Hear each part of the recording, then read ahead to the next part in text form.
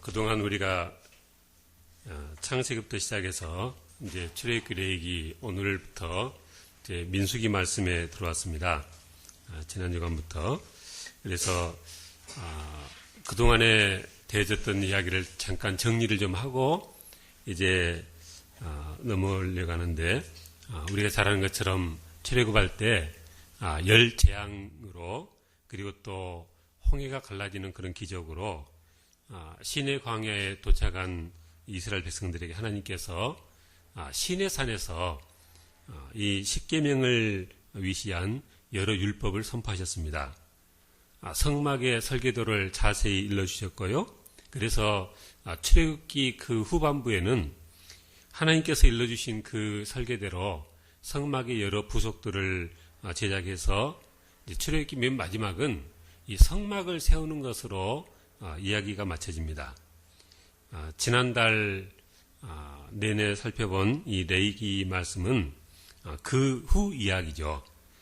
출애굽기에서 하나님께서는 백성들에게 그리고 모세에게 나타나실 때 이제 그 시내산 위로 부르셔서 말씀하시고 하셨는데, 이제 이렇게 출애굽기를 지나면서 성막을 세우신 이후에는 레위기에서는 이제 산 위에서 나타나서 말씀하신 게 아니라 성막에서 말씀하셨습니다. 그래서 레위기에 보면은 여러 제사 제도에 대해서도 말씀하시고 제사장 위임식도 하고 나답과 아비후 사건도 있고 여러 정결 예식과 뭐 3대 절기, 안식년, 희년, 축복과 저주의 장들 26장 이런 여러 말씀들을 다 어디서 말씀하셨느냐? 그 성막에서 하나님께서 말씀하셨습니다.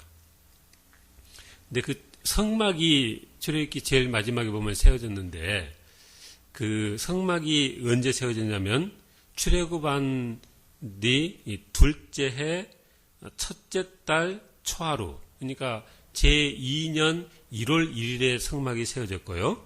그리고 이제 레위기에서 쭉 말씀하시는데, 오늘 함께 읽은 민수기 1장 1절에 보니까 이스라엘 자손이 애굽 땅에서 나온 후 둘째 해 둘째 달 첫째 날이라 그랬어요. 그러니까 제2년 2월 1일인 거죠. 그러니까 그 성막이 세워진 것은 제2년 1월 1일이고, 하나님께서 민수기 지금 말씀하신 것은 둘째 해 2월 1일이고, 그러니까 그 사이에 레위기가 있는 겁니다. 그러니까 오늘날로 하자면 이 레위기 그 말씀은 하나님께서 주 강사가 되셔서 하신 성전 입당 기념, 신년 부흥 집회, 이런 식으로 아마 제목을 붙일 수 있을 그런 겁니다. 1월에 레위기 그 모든 말씀으로 말씀하신 이후에 이제 2월 1일 날 하나님께서 모든 이스라엘 백성들 인구를 조사하라고 그렇게 명령하셨습니다. 3절에 보니까 20세 이상 싸움에 나갈 만한 자를 조사하라는 거였어요. 그러니까 오늘날로 하면은 입영 대상자를 파악하는 거죠. 이게 지금 출애굽해가지고 어디로 가고 있는 겁니까? 가나안 땅으로 가고 있는 거예요. 근데 혹시 가나안 가보셨어요? 못 가봤어요. 우리가 보면은 성지순례 간다고 하는데 그렇게 가면은 그게 관광 가는 거죠. 근데 이 당시 이스라엘 백성들은 관광 여행을 나온 게 아니고요. 저 요단강 건너서 가나안 온주민과 피비린내 나는 전쟁을 하러 그렇게 지금 가는 상황입니다. 그래서 아무런 조직도 없이 오합지졸로 갈 수가 없는 상황이에요.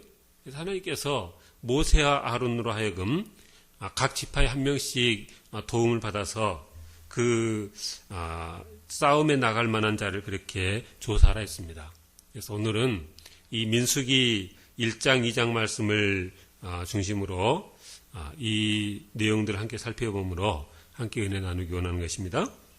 먼저 1절에 보니까 방금도 말씀드렸지만은 하나님께서 이 인구조사를 언제 하라고 하셨냐?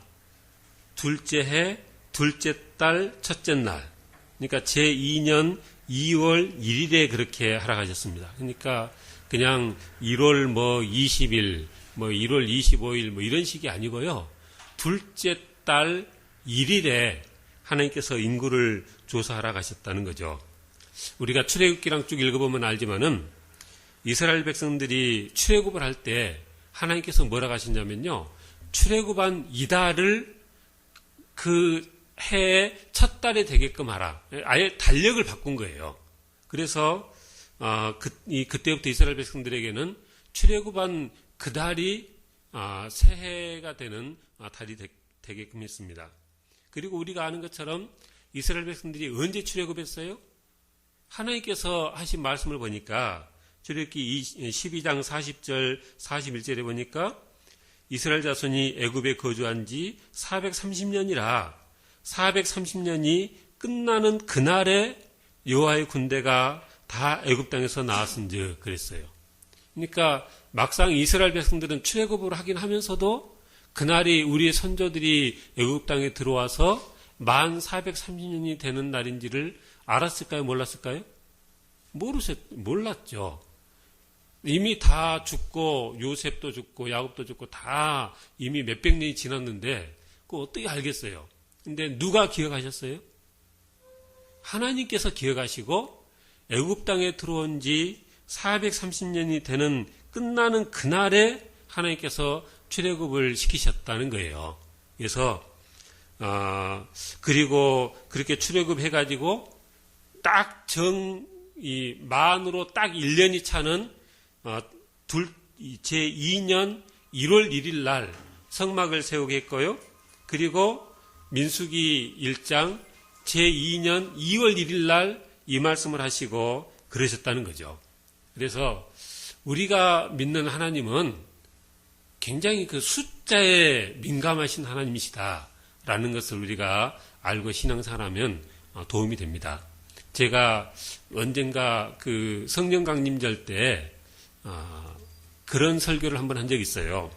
이게 우리 그 설교 원고를 잠깐 옮기자면 이런 건데 주님께서 재림하실 날이 우리가 언제인지 알 수 없고 아무도 모른다고 성경이 그렇게 하긴 했는데 그러나 제가 이제 오늘 시간 관계상 다 설명은 못 드리겠지만은 나중에 기회가 있으면 다시 한번 말씀드리겠는데 그 모든 것을 다 계산해 보면 우리 주님께서 십자가에 죽으신 것은 6월절에 죽으신 거고요. 우리 주님께서 부활하신 것은 초실절에 그리고 성령 강림은 오순절에 되어진 것으로 77절, 맥추절, 오순절이라고 하는 거죠. 그렇게 서로 맞아떨어집니다.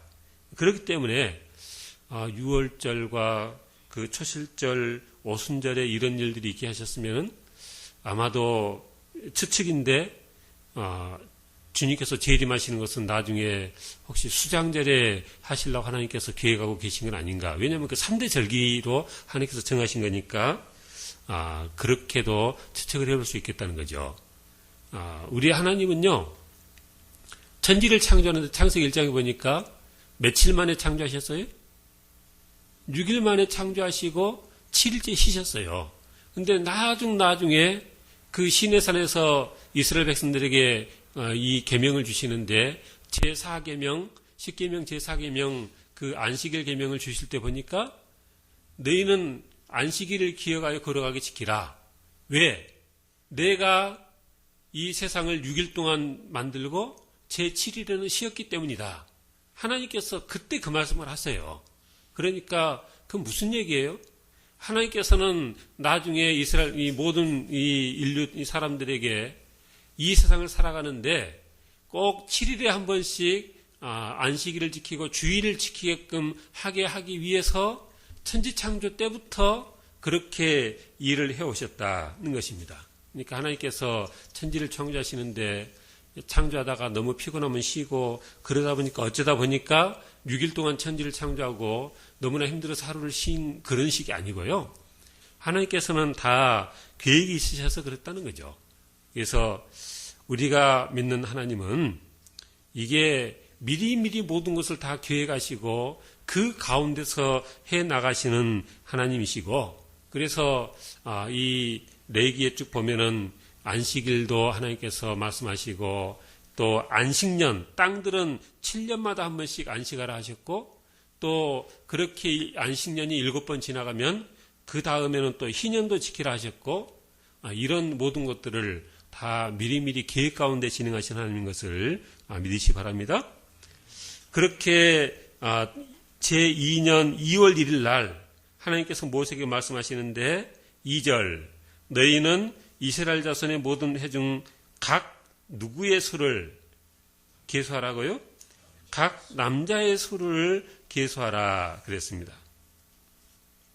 3절에 이스라엘 중 20세 이상으로 싸움에 나갈 만한 모든 자를 너와 아론은 그 진영별로 계수하라 그랬습니다. 출애굽기 보니까 출애굽을 할 때 뭐라고 했냐면요. 430년이 끝나는 그날에 여호와의 군대가 다 애굽 땅에서 나왔은즉 그랬어요. 그러니까 하나님께서 이끌고 나온 이 무리는 이게 여호와의 군대였다는 거죠. 그래서 이제 모든 계명을 주시고 민수기에서 여호와의 군대를 창설하고 계시는 건데 그래서 남자만 그렇게 부르셨다는 겁니다. 요즘은 그 남녀 평등을 외치고 또 그래서 여자들도 군대 가는 것을 다 허용해라 그래가지고 뭐 세계적으로 추세가 그렇습니다만은 그것은 성경을 보면 하나님의 지혜가 아닌 것이 분명합니다. 지난주에도 제가 말씀드렸지만은 남녀가 평등하냐? 평등합니다. 어떤 면에서 평등합니까? 다른 동물들하고 비교할 때 이게 비교가 안 될 만큼 남자나 여자나 다 하나님의 형상으로 지음받았다는 면에서는 평등한 거죠. 그런데 정말 남녀가 모든 면에서 동등하냐, 똑같냐? 먼저 생긴 것부터 다르고요. 학자들이 연구해 보니까 남자의 목소리 주파수하고 여자의 목소리 주파수도 다르대요. 나오는 호르몬도 달라요. 뭐든지 다 다릅니다. 그래서 성경을 보면 이게 여자도 가장이 될 수 있느냐? 그럴 수 없어요. 여자도 목사가 될 수 있느냐? 그럴 수 없습니다. 그러니까 남녀가 하나님의 형상으로 지음받는 면에서는 동등하지만 그러나 그 지위와 역할과 능력에 있어서는 유별하다는 것을 우리가 기억하고 늘 그렇게 지내야 되겠다는 것이죠. 오늘 어린이 주일인데 이게 우리가 자녀를 양육할 때도 아들은 아들답게 키워야 되는 거고요. 딸은 딸답게 키워야 되는 것이지. 야, 아들이나 딸이나 다 평등해. 그리고 그냥 똑같이 키워버리면 이것은 잘못된 것이다는 것입니다. 그렇게 하나님 하신 명령에 따라서 이제 그 모든 그 지파별로 이 계수를 하게 하는데 모세와 아론이 각 지파에 한 사람씩 도움을 받아서 이 일을 하게끔 하셨는데 그게 5절부터 16절까지 그렇게 쭉 이 명단이 나옵니다. 근데 이 명단을 지금 누가 말씀하신 거예요? 하나님께서 말씀하신 거죠. 하나님께서 모세에게 말씀하시기를 너희와 5절에 너희와 함께 설 사람들의 이름은 이러하니 루벤 지파에서는 스데울의 아들 엘리술이요 시몬 지파에서는 수리사떼 아들 술루미엘이요 이렇게 쭉 말씀을 하고 계세요. 그러니까 하나님이 온 세상을 다스리시는 하나님이 이스라엘의 12지파가 어떻게 있는지를 알고 그 12지파의 지파마다 누가 지휘관이 될 것을 다 파악하고 계신다는 거죠. 그러니까 그 우리나라도 대통령 선거하면은 대통령이 이제 뭐 국무총리도 뽑고 다 이 모든 이 주요 요직을 임명을 하는데 이게 인사가 만사다라는 말이 있을 정도로 사람을 잘 뽑아놔야 일이 되잖아요. 그런데 누가 정말 일을 잘할 수 있는 일꾼인지를 모르면은 이게 사람을 뽑을 수가 없는 거예요. 근데 우리 하나님은 그냥 저기 루벤 지파에서는 엘리술이 되겠고 시므온 지파에서는 술루미엘이 되겠고 그 정도가 아니고요. 엘리술은 그 아버지가 스데울인 것도 알았어요. 그러면 엘리술의 할아버지는 누군지는 모르셨을까요? 다 아는 거죠. 하나님한테 우리가 엘리술이 누군데요? 그러면은 아버지는 누구고 할아버지는 누구고 그 집안의 이름 뭐고 그냥 맨날 밤을 새도 하실 말씀이 많으실 거예요. 우리가 인터넷에서 지도를 이렇게 그 위성 지도를 검색해 보면 처음에는 그냥 넓게 그냥 간략한 지도인데도 점점 들어가면은 얼마나 나중에는 세밀하게 자동차도 나오고 사람도 보일 정도로 세밀한 사진이 되잖아요. 그런 것처럼 하나님께서는 이 지구상에 있는 모든 사람들의 심지어는 성경에 보니까 뭐까지 아신다겠어요? 그 마음속 깊은 곳에 생각까지도 다 헤아려 아신다 그러셨어요. 그래서 우리가 믿고 따라가는 우리 하나님, 오늘 말씀처럼 이 여호와의 군대 대장 되신 하나님께서는 그 자기의 그 부대에 속한 모든 그 부원들, 모든 사람들을 속속들이 알고 계시는 그런 지휘관이시다. 여기 이제 모든 그 지휘관들을 쭉 말씀하시는데 순서가요. 이게 그 완전 태어난 순서가 아니에요. 창세기에 보면은 그 루벤, 시므온, 그 다음에 레위, 유다 이렇게 쭉 태어난 순서대로 나오는데 여기는 보니까 태어난 순서가 아니고 어떻게 됐어요? 루벤, 시므온, 그 다음에 레위는 빠졌어요. 그 다음에 유다가 나오고 그 다음에 이사갈, 스불론, 그 다음에 또 어디로 뛰어요? 에브라임, 이사갈, 스불론은요 원래 9째 10째 아들이고요. 그 다음에 그 에브라임, 므낫세는 실은 그 12아들에 속하지 않고 요셉의 그러니까 손자들이에요. 그런데 지금 하나님께서 쭉 이렇게 말씀하신 거는 무슨 순서냐? 이게 무슨 순서냐면요. 앞에 루벤, 시므온, 유다, 이사갈, 스불론까지는 이게 레아의 아들들이에요. 레이는 빠졌죠. 제사장 쪽으로 이렇게 그 성전을 섬기는 자로 레이 지파는 빠졌고 스불론까지는 레아의 아들이고 그 다음에 10절 11절에 에브라임, 므낫세, 베냐민은 누구의 아들이에요? 라헬의 아들이고 그 다음에 단, 아셀, 갓, 납달리는 이게 두 몸종의 아들들이에요. 그러니까 하나님께서요 다 섞여 있는데 이쪽은 어느 집안 자식들, 이쪽은 어느 집안 자식들 그것을 다 낱낱이 정통하게 알고 계신다는 거죠. 근데 이게 똑같이 다 모든 구조가 됐는데 10절에 보니까 조금 구조가 달라요. 요셉의 자손들 중 에브라임 지파에서는 암미스의 아들 엘리사마요, 므낫세 지파에서는 부다스의 아들 가말리엘이라 그랬습니다. 이게 뭔가요? 그러니까 하나님께서 이게 이렇게 말씀하신 것은 그동안 있었던 것을 다 알고 계신다는 거죠. 이 애굽에 야곱이 내려가 가지고 정말 죽은 줄 알았던 요셉을 만났어요. 그래 가지고 야곱이 뭐라고 했어요?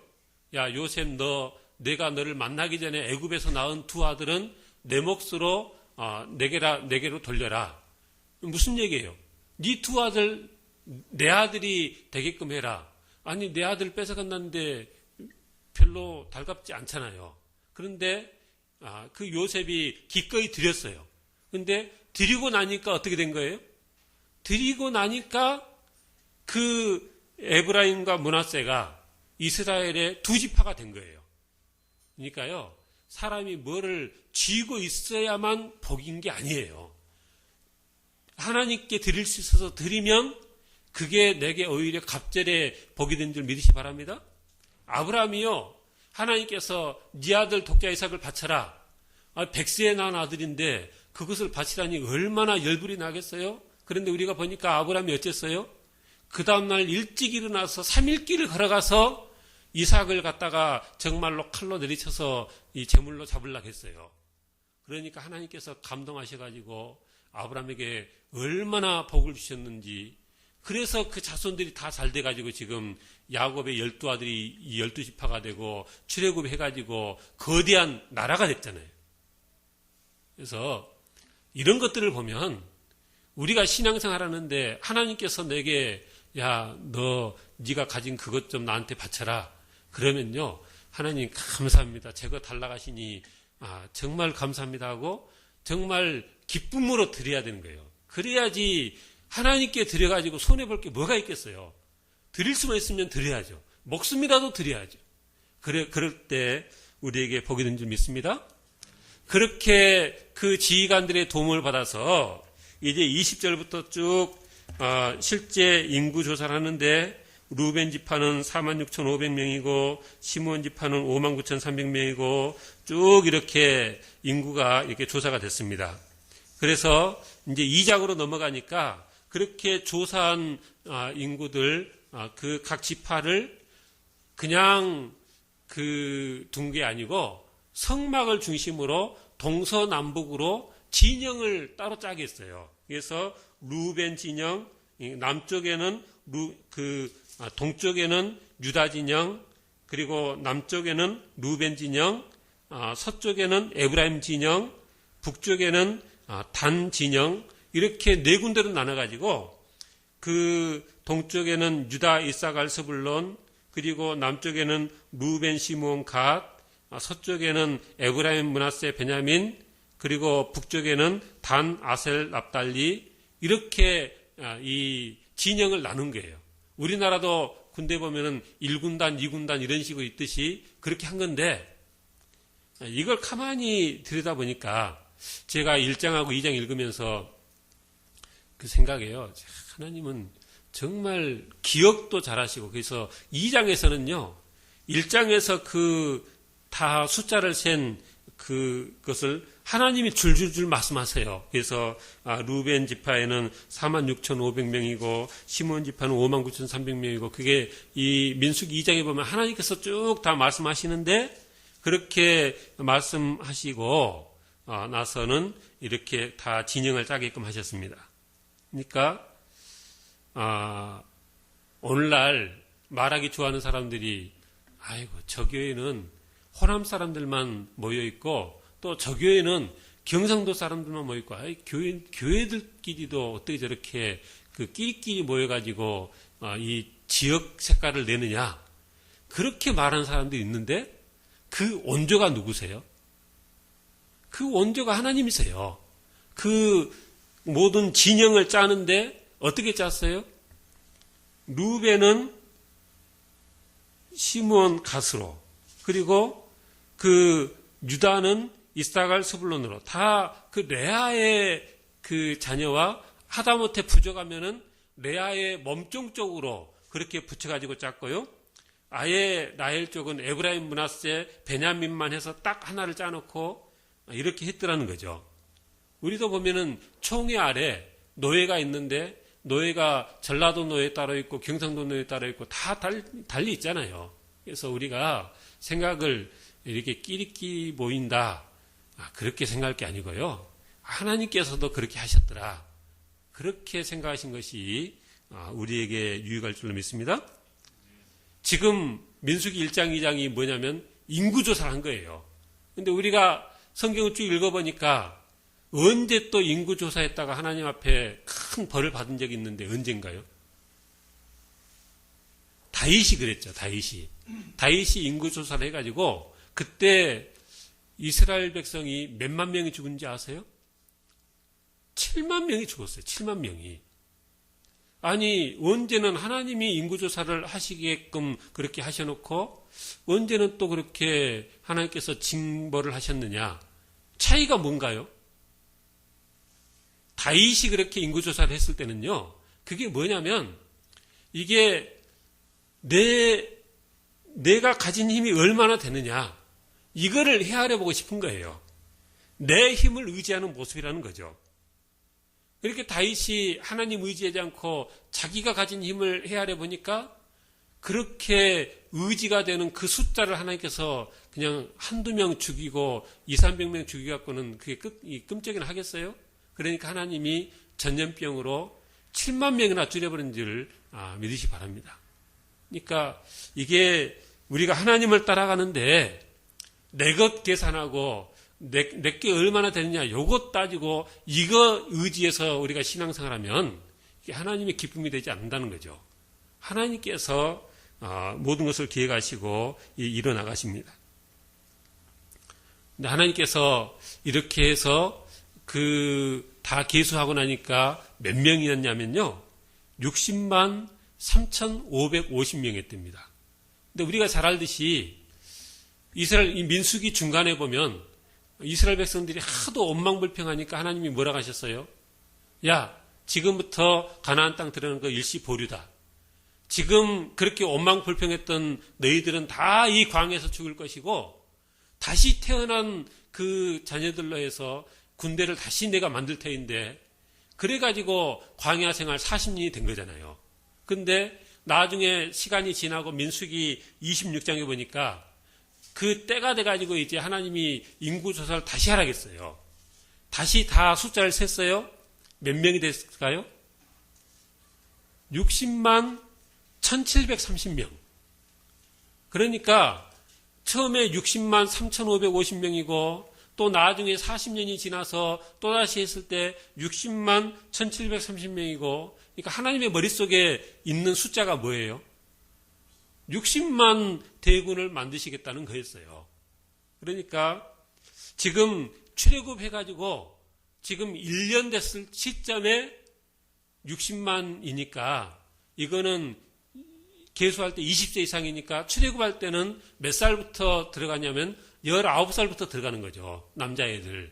근데 그 시점에 어떤 시점이냐면 애굽도 심판의 때가 찬 거고 저 들어갈 가나안 땅도 심판의 때가 찬 그때인과 동시에 이 이스라엘 백성들은 남자 20세 이상으로 다 세어보니까 60만이 되는 그런 상황이 맞아지게끔 하나님께서 하신 거예요. 그러니까 하나님께서요, 이거 막 인구를 늘리느라고 얼마나 그 하나님의 주 사역이 아마 그거였을 거예요. 그러니까 이스라엘 그 선남 선녀들 다 눈에 콩깍지를 씌워가지고 그냥 막 결혼하고 싶어. 요즘처럼 애들이 결혼 안 하려고 하고 결혼해도 애 안 하려고 하고 하면은 하나님의 이 사역이 일이 안 되는 거죠. 그러니까 하나님이 그 당시에는요, 애굽 땅에서 지낼 때는 하나님이요, 막 다들 콩깍지가 씌어가지고 다들 그냥 이쁘게 보이고 그래서 결혼하게 하고 결혼만 하면은 막 밤낮으로 애 낳게 하고 그래가지고 얼마나 그 이스라엘 백성들이 불어났는지 출애굽기 1장에 보니까 이스라엘 자손이 생육하고 불어나서 번성하고 매우 강하여 온 땅에 가득하게 됐다. 그랬어요. 그 애굽의 왕도 이 이스라엘 백성 자손이 우리보다 많고 강하다 할 정도로 막 불어났다 이거예요. 하나님께서 어떤 목표가 있으시면은 그 시점에 맞춰서 일이 그렇게 되도록 그렇게 해 나가신 하나님인 줄 믿으시기 바랍니다. 많은 사람들이 그 신학적인 논쟁이랄까 그런 논쟁을 많이 합니다. 교회의 본질적인 것이 질적인 부흥이냐 양적인 부흥이냐. 그렇게 말할 때는 이제 그 사람의 입장은 뭐냐면 양적인 부흥보다는 질적인 부흥이 더 중요하다. 그런 말을 하려는 거죠. 근데 성경의 정답은 뭐예요? 질적인 부흥도 중요하고 양적인 부흥도 중요하다는 거예요. 이게 지금 가나안 땅을 가는 길이에요. 그런데 그냥 몇백 명이 가가지고 가나안 땅을 정복할 수 있습니까? 없습니까? 할 수야 있긴 있죠. 하나님이 하시려고 하면은 니네들은 가만히 있어서 여호와가 어떻게 하는지를 봐라 해가지고 하나님의 천사가 가서 싹 다 쓸어버리고 그럴 수는 있죠. 그러나 저 가나안 땅도요, 하나님이 천천히 몰아내셨는데 왜 그랬어요? 이 이스라엘 백성들 숫자가 얼마 안 돼서 그 모든 땅을 관리하지 못하면 그 넓은 땅에 맹수가 들끓을까 봐서 하나님께서 천천히 가나안 원주민도 몰아내셨으니까 이게 숫자가 어느 만큼은 돼야 되는 거예요. 숫자로 이겨야 되는 거예요. 이 세상에 기독교는 그냥 10%도 안 되고 온갖 천주교, 불교, 이슬람교 온갖 우상들이 그냥 들끓으면 어떻게 하나님의 나라가 되겠어요? 그러니까 하나님께서 바라시는 것은 뭐예요? 세상 가는 곳곳마다 방방곡곡마다 교회가 세워지고 교회마다 사람들이 들어차고 그러는 것을 원하신 줄 믿으시 바랍니다. 그런데 사람들이 질적인 부흥 타령하고 앉아서 그러고 있다는 거죠. 물론 질적인 것도 중요해요. 그러니까 하나님께서 출애굽해가지고 당장 가나안 땅 올라오지 않고 시내산에서 머무르면서 십계명도 주시고 여러 가지 율법도 주시고 레위기 전체 내내 그 1월 한 달 동안 신년 부흥 집회로 그냥 이스라엘 백성들 준비를 시키고 그렇게 하긴 하셨습니다. 질적으로 뭔가 갖춰져 있긴 해야 되는 거죠. 많은 그것만이 아니니까 출애굽하기까지 60만 대군을 하나님께서 만든 줄 믿으시 바랍니다. 많은 사람들이 질적인 부흥을 강조하는 것은 왜 그러냐? 양적인 부흥을 시키는 것이 이게 너무나 쉽지 않아서 그런 거예요. 개척교회만 부흥하는 게 쉽지 않은 게 아니고 요즘은 이 큰 교회들도 다 이게 오히려 마이너스랍니다. 사람들이 얼마나 이 교회 성장이라는 말을 하길 원하는지 심지어는 숫자가 줄는데 뭐라고 하는지 아세요? 우리 마이너스 성장하고 있어요. 아니, 우리 줄어들고 있어요. 그래야지. 마이너스 성장이 뭐예요? 마이너스 성장이. 그래서 우리는 신약시대 주님을 섬기기 때문에 주님의 지상명령을 따라서 모든 민족을 제자 삼으라는 그 명령대로 열심히 나가서 전도하고 선교해서 많은 영적인 자녀를 우리가 두어야 할 줄 믿습니다. 그런데 그것과 동시에 해야 될 일이 뭐예요? 다들 시집장가 가서 열심히 자녀를 낳아서 하나님께서 창세기 1장에 명령하신 생육하고 번성하여 땅에 충만하라는 이 사명도 우리가 잘 감당할 줄 믿습니다. 그래서 우리 인원교회 성도들은 다 결혼하고요. 다시 싱글 되신 분들도 다시 가정을 이루고요. 그래서 자자손손 이 세상에 참 우리는 하나님께서 딸 셋 준 게 얼마나 감사한지 몰라요. 셋 이상은 두셔야지 그게 기본 사명을 감당한 것이고요. 믿음이 더 좋으면 더 많이 하시면 좋습니다. 이슬람교들은 이 구약의 방식을 이용해서 열심히 그냥 안에도 두고 해가지고 나아가지고 온 세상에 이슬람의 영역이 넓어지게끔 지금 그렇게 하고 있지 않습니까? 실제예요. 어느 목사님이 자기네 교회 얘기하면서 우리 교회는 이제 몇십 년 된 교회인데 이게 그 성도들의 자녀들이 다 자라가지고 자녀들이 결혼해가지고 며느리 들여오고 사이 들여오고 해가지고 그 교회는 어디도 안 가고 다 그리만 오나 봐요. 또 그렇게 와가지고 또 손주들 낳고 해가지고 그렇게 해가지고 교회가 점점 부흥하고 있다고 확실한 거죠. 그죠? 믿으시 바랍니다. 다들 결혼들 하고 가정 이루고 자녀를 셋씩 이상은 갖는 것이 하나님의 기본 사명인 줄 믿으시 바랍니다. 말씀 마치겠습니다. 우리가 살아가고 있는 이 세상이 그냥 흘러가고 있는 세상이 아니고요. 하나님께서 미리미리 계산하시고 기획하신 가운데 이 세상이 되어져 가고 있다.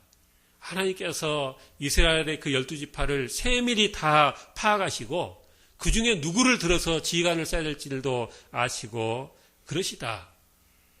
그런데 하나님이 내가 살아가는 내 인생은 모르실 것이다. 맞습니까? 틀립니까? 틀린 거죠. 그런데 마치 내 인생, 내가 살아가는 이 형편을 하나님께서 모르실 것처럼 우리가 불안해하고 하나님 믿지 못하고 하나님 따라가지 못하면 그것은 하나님의 마음을 서운케 해드리는 거라는 거죠. 그래서 내가 볼 때는 내 인생길이 광야길 같고 앞으로 다가올 많은 어려움들이 눈앞에 보여도 내가 이 길을 가는 이 길은 누가 인도하신 길이라고요? 하나님께서 인도하고 계신 길이세요. 하나님께서 다 계산하고 계세요.